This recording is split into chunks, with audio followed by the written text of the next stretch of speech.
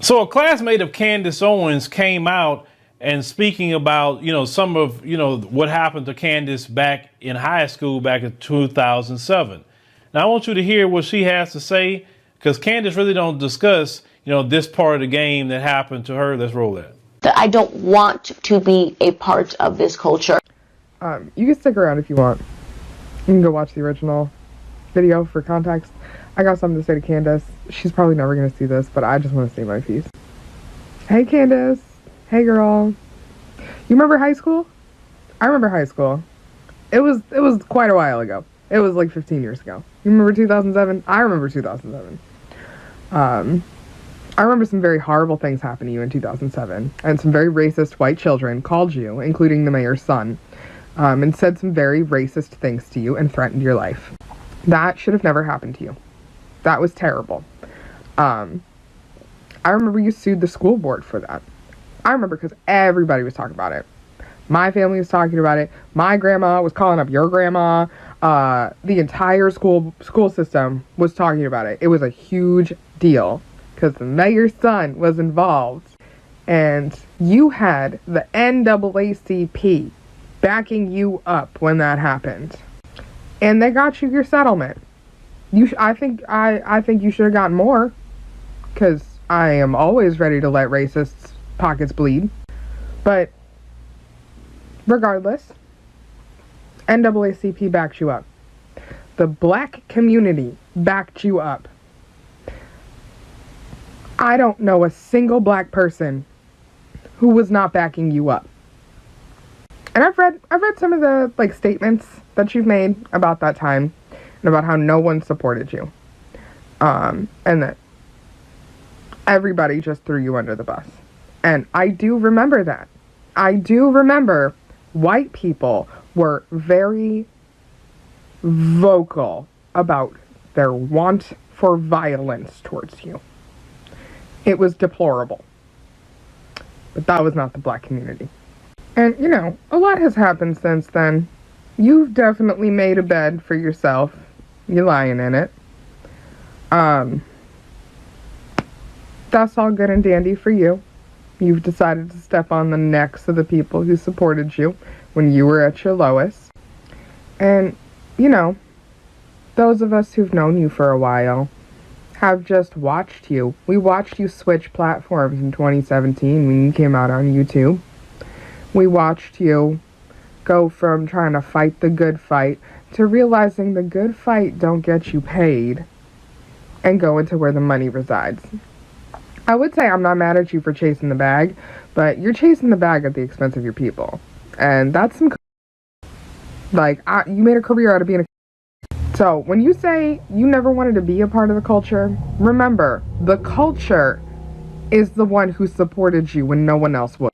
Now, I did hear about that original case, what happened to Candace and how the NAACP, helped her sue. But I didn't hear it in this much detail where this woman said her grandmother called her grandmother at the time. So this is somebody that actually had access to Candace Owens' family. Now, the black people, of course, is going to be on her side and support her when she went through that. It said the whole mayor's son. She said that Candace's life was threatened. How do you go from having that kind of experience to morph into what Candace is today? I don't understand that. And listen, I would love Candace to walk away from the things that she's doing right now. I would love Candace to get back into the community, use her, wits, use what she, use her voice to speak for the community. You know what I'm saying? Because let me tell you something, Candace, if you see this, doing what you're doing don't have a retirement plan. You think it may have one, but it don't. White supremacy always, always, always is not going to let you have a good end. There's no person that speaks for them who are black that ends up good for them, because you literally have to trade in your soul to speak for white supremacy. Now, the situation with BLM and things like that, listen, I'm with you about the BLM thing. I applaud you going after them and showing where the money went, where the money reside. I'm with you 100% on that. But the stuff about George Floyd and all of that, and even Ye the other day talking about George Floyd, why would you even bring up George Floyd? Nobody even mentioning that brother. Nobody even said a word about him. Why do y'all keep bringing up George Floyd? And then it's like you're just trying to tear open a wound with that situation. In the case, the coroner said that George Floyd died from asphyxiation. Yay, you up here talking about he died from fentanyl. No, he didn't. That's not what the medical examiner said. You think they didn't want to put fentanyl on that? They want to absolve them police of anything they do to us. They had no choice but to just tell the truth and what happened to George Floyd. How would any of you like it if someone would sit up here and trash your family member that was, murdered in a very heinous way in real time on the cell phone camera? Nobody would like that. Even if you got those thoughts about George Floyd, whatever it may be, keep it to yourself. Because Candace, immediately in the midst of everything, came out talking crap about George Floyd, talking about his criminal record. Who cares? George Floyd was a human being. How do you go from getting with the NAACP to help you get a settlement to speaking down on black people in that manner? You have to trade your soul in for that. Hopefully you can get out of that before it's too late. But you're in too deep right now because them folks paying you. You got your show, you got your podcast, and that's the thing. Them folks will pay you, but what are you trading? Because any of us could sell out if we wanted to. We could.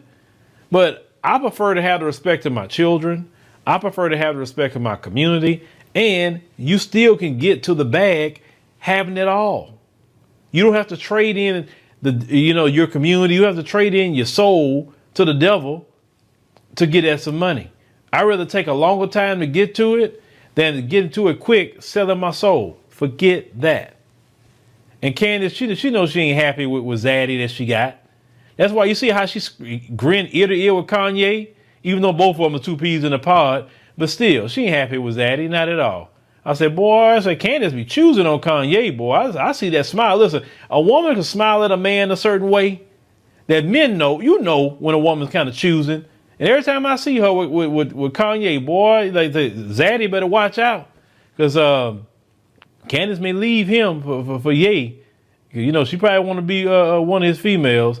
But y'all let me know what y'all think, about this situation with this young lady, what she's talking about. Just telling Candace Owens' origin story if you didn't know it. Candace ought to feel ashamed of herself.